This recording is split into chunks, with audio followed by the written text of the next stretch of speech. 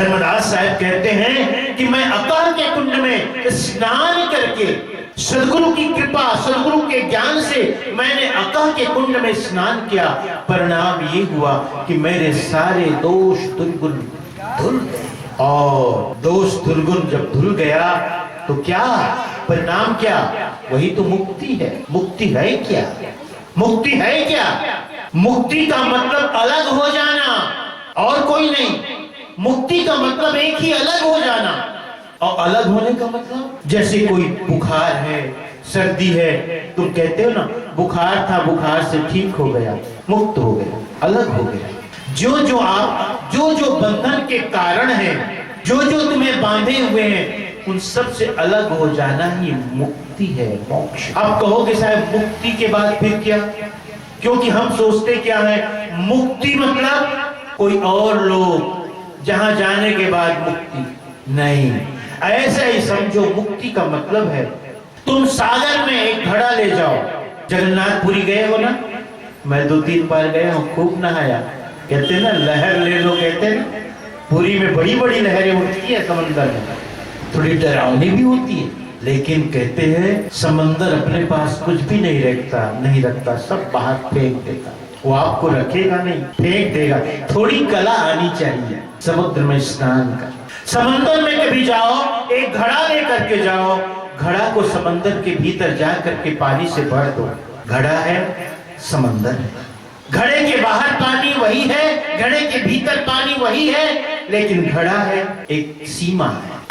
और किसी से कहो पत्थर से तोड़ दो, अब बोलो पानी कहां गया? जो बंधन था, जो सीमा तय करता था, बस टूटा कि बूंद समाना समुद्र में, बूंद समान समंदर में समा गया, कौन जानता कहां गई बूंद। ऐसे ही मुक्ति है, जो सीमा है वो टूट गई, फिर हम मिल गए उस अखंड से, हाँ? उस परमात्मा से जो असीम है, असीम से हम मिल गए। सीमा टूटी कि असीम से भेंट हो गई, वही तो मुक्ति है। कब तक है ये बंधन? जब तक हमारे हृदय में, हमारे मन में दोष दुर्गुण है, तभी तक। मुक्ति का मतलब है जो बंधन के कारण है उनसे अलग हो जाए, अलग हो जाए। कभी खेतों में जाओ ना, तो एक होती दूब की घास। दूब की घास आप लोगों को अनुभव होगा, या दूब जैसी कोई झाड़ी है, उसे खोदो ना तो अब तो लगता है ये उखड़ी गई, लेकिन पता चला एक जड़ इधर फिर पकड़ी हुई, फिर खोदते हो, फिर लगता है नहीं अब उखड़ गई, फिर पता चला एक जड़ उधर भी है, क्योंकि उसमें अनेक जड़ें हैं, पूरी फैली हुई है जड़। आपको लगता है कि बस ये मुक्त हो गया, अलग हो गया जमीन से, लेकिन नहीं, वो घास अलग नहीं हुई है, वो कहीं न कहीं जड़ उसकी पकड़ी हुई है।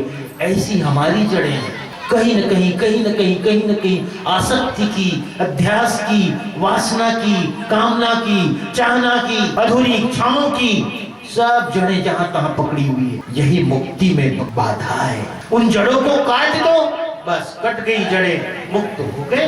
तो धर्मदास साहेब ने कहा कि सदगुरु के ज्ञान रूपी प्रकाश से मेरा हृदय प्रकाशित हुआ, आलोकित हुआ। इससे मेरा सारा जो दोष दुर्गुण रूपी अंधकार था वो मिट गया, दूर हो गया, और मैं इस सदा के लिए मुक्त हो गया।